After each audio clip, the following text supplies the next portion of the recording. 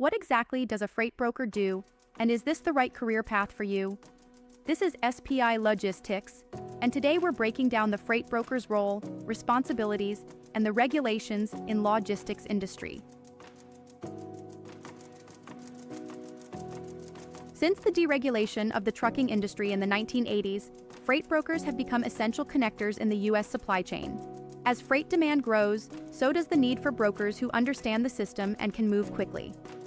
So what does a freight broker do? A freight broker connects a shipper who has goods to move with a carrier who can move them. Freight brokers manage the communication, rates, paperwork, and tracking. Their day involves checking load boards, communicating with carriers and shippers, securing contracts, and troubleshooting logistics issues. It's constantly shifting and often remote-friendly.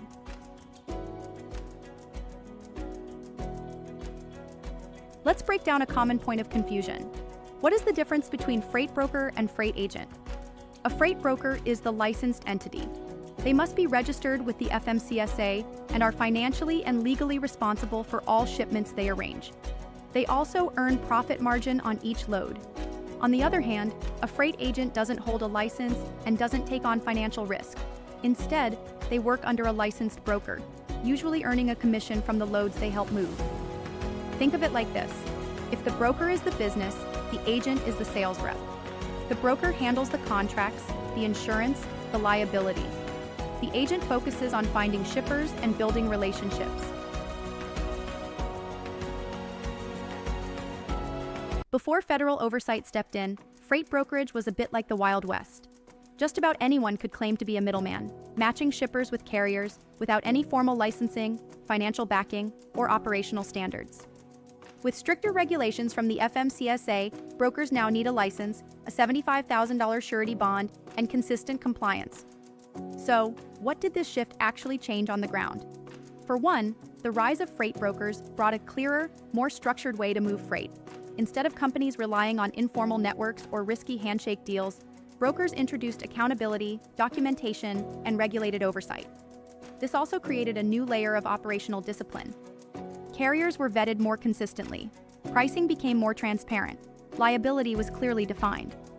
Not only did regulations streamline the process, it helped the entire supply chain become more agile and resilient. That's why more shippers today are leaning on brokers, especially in a landscape defined by rising transportation costs and increasing customer expectations. However, concerns remain. Brokers face rising operational costs, tighter margins, and increasing scrutiny from clients. Outdated tools and manual processes are slowing down growth, especially for new brokers trying to compete. That's why leading brokers are turning to tech. Automation tools handle repetitive tasks like load matching, invoicing, and tracking, freeing brokers to focus on high-value relationships. TME's platforms serve as the operational hub, centralizing loads, documents, carrier communication, and performance tracking in one place. AI-powered tools predict rate trends, optimize routing, and flag potential delays. That concludes this episode of SPI Logistics.